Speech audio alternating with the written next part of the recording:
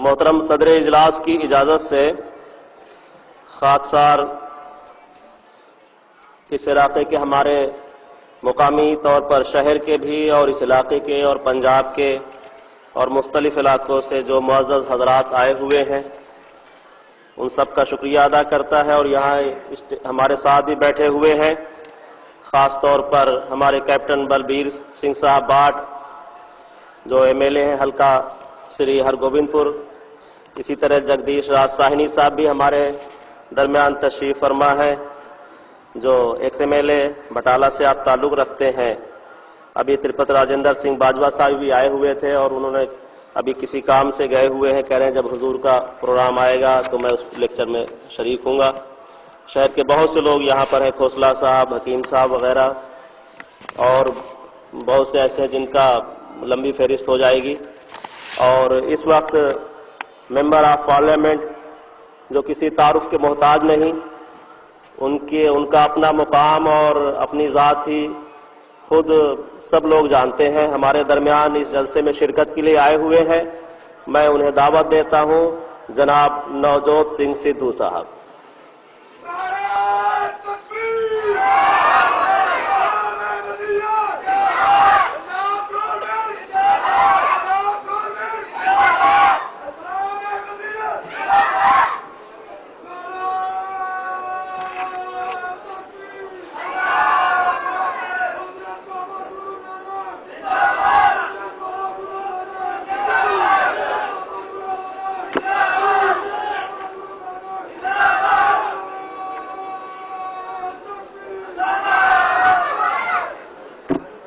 नतमस्तक है नवजोत सिंह सिद्धू अहमदिया जमात के लोगों के आगे। नतमस्तक इसलिए है कि जो इंसान प्रेम की भाषा बोलता है उसके आगे सर झुका देना चाहिए। जो इंसान आपसी भाईचारे की भाषा बोलता है उसके आगे सर झुका देना चाहिए। फूलों की खुशबू तो हवा से विपरीत नहीं जाती, लेकिन मानवीय गुणों की खुशबू चारों दिशाओं में फैल जाती है।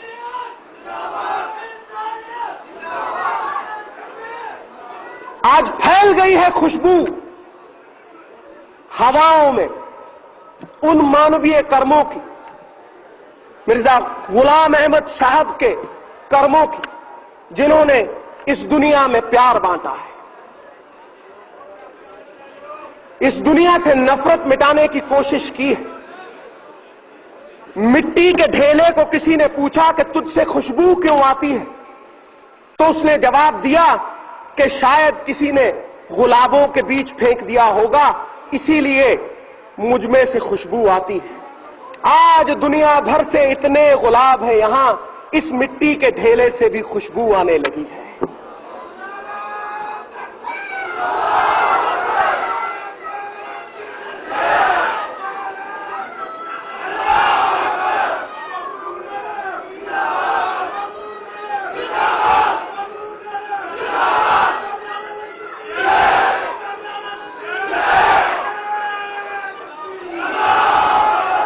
खुशगवार है नवजोत सिंह सिद्धू के इतना मान सम्मान मिला, ऐसे अहम लोगों में बैठने का मौका मिला। शुरू करूंगा बाबा नानक की एक गाथा से, एक कहानी से, जो धर्म का मतलब बड़े स्पष्ट शब्दों में समझा देती है। बाबा नानक के पास कोई गया और उसने पूछा कि मुझे जीवन का मूल्य समझाइए बाबा जी, जीवन का मूल्य क्या होता है। बाबा ने आंख मूंदी और एक सुच्चा लाल, एक सुच्ची रूबी बेशकीमत उसके हाथ में थमा दी और उसे कहा, जा इसका मूल्य लगवा के आ, इसे बेचना मत। चला गया। एक आदमी संतरे बेच रहा था तो उसके हाथ में वो बेशकीमत लाल थमा दिया और बोला, इसका मूल्य क्या है। उसने कहा, तेरा पत्थर अच्छा चमकता है, ले 1 दर्जन संतरे ले जा, ये पत्थर मेरे पास छोड़ जा। कहा नहीं, गुरु ने कहा है बेचना नहीं है। आगे चला गया। एक आदमी सब्जी बेच रहा था, उसके हाथ में वो बेशकीमत रूबी थमा दी और उसे कहा, इसका मूल्य क्या है। तो उसने कहा, अच्छी चमक है तेरे पत्थर में, ले 1 बोरी आलू की ले जा, ये पत्थर मेरे पास छोड़ जा।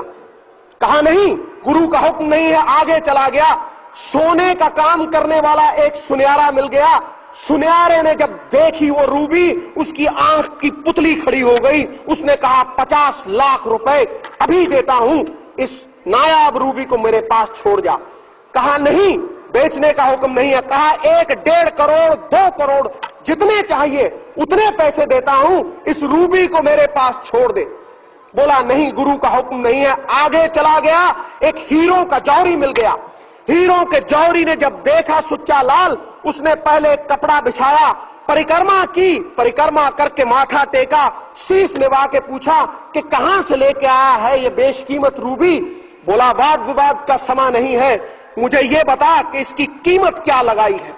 बोला कीमत जानना चाहता है, सारी कायनात को बेच ले, सारी दुनिया को बेच ले, फिर भी इसकी कीमत तो कोई लगा ही नहीं सकता, ये तो बेशकीमत है। हैरान हो गया, परेशान हो गया, भागा चला आया गुरु के पास, चरणों में गिर गया, नतमस्तक हो गया और पूछा अब बताइए मुझे मानवीय जीवन का मूल्य क्या है गुरु साहब, मैं बहुत परेशान हूं, बताइए, ये बीती है मेरे साथ कि मानवीय जीवन का मूल्य जानना चाहता है तो सुन, चाहे अपनी जिंदगी 1 दर्जन संतरों के भाव बेच ले, चाहे उसे 1 बोरी आलू के भाव बेच ले, चाहे उसे बेशकीमत बना ले, तेरी सोच पे निर्भर है, तेरी दृष्टि पे निर्भर है कि तू जीवन को देखता किस नजर से है।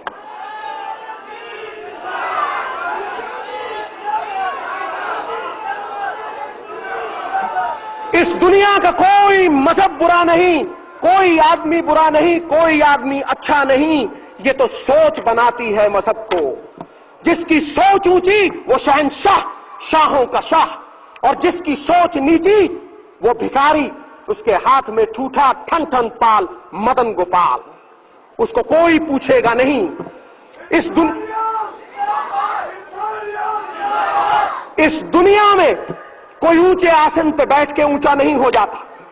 किसी महल मनारे की छत के ऊपर कोई कौवा बैठा हो तो कौवा गरुड़ नहीं बन जाता, बाज नहीं बन जाता। बाज अपनी उडारी से बाज है। कोई जन्म से भी आज तक ऊंचा नहीं हुआ। कमल का फूल कीचड़ में उगता है लेकिन अपने गुणों की वजह से परमात्मा के शीश के ऊपर चढ़ता है। कोई जन्म से भी ऊंचा नहीं हुआ। इसीलिए नहीं मानता नवजोत सिंह सिद्धू जात पात को, नहीं मानता ऐसी चीज को जो नफरत फैलाए। इंसान ऊंचा होता है अपनी सोच से, अपने उज्जवल विचारों से, अपने कर्म से। कर्म छोड़ते हैं बहुत गहरी छाप इंसान के जहन के ऊपर।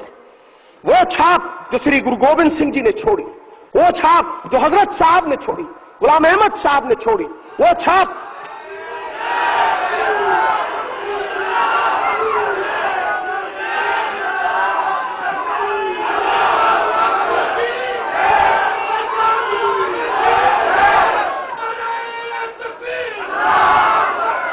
ये शरीर रूपी देह तो नष्ट हो जाएगी, लेकिन विचार और कर्म हमेशा याद रहते हैं और ये हमेशा याद रहेंगे, अमर होकर जीते हैं।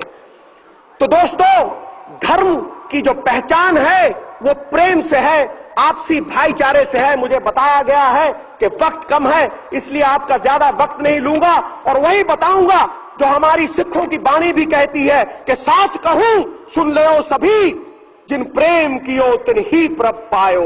अव्वल अल्लाह नूर उपाया कुदरत के सब बंदे, एक नूर से सब जग उपजा, कौन पले को मंदे। अगर वो नूर एक है, वो परमात्मा एक है, तो फिर क्यों है ये जात पात, क्यों है ये नफरत। और इस दुनिया में कोई मुकम्मल नहीं, सोने में सुगंध नहीं, गन्ने में फूल नहीं, चंदन में फल नहीं होता, राजा दीर्घजीवी नहीं होता, विद्वान के पास तन नहीं होता, किसी को मुकम्मल जहां नहीं मिलता, कहीं जमीन तो कहीं आसमान नहीं मिलता। इस दुनिया में मुकम्मल वो है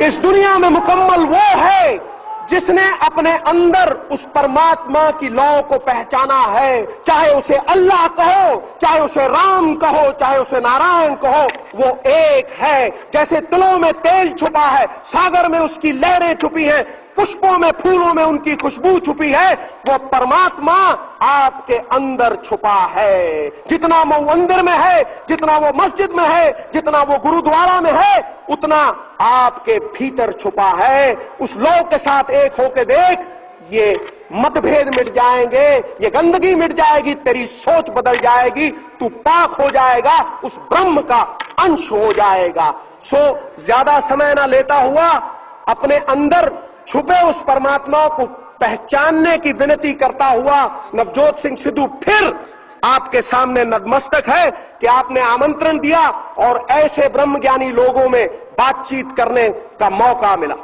प्रणाम।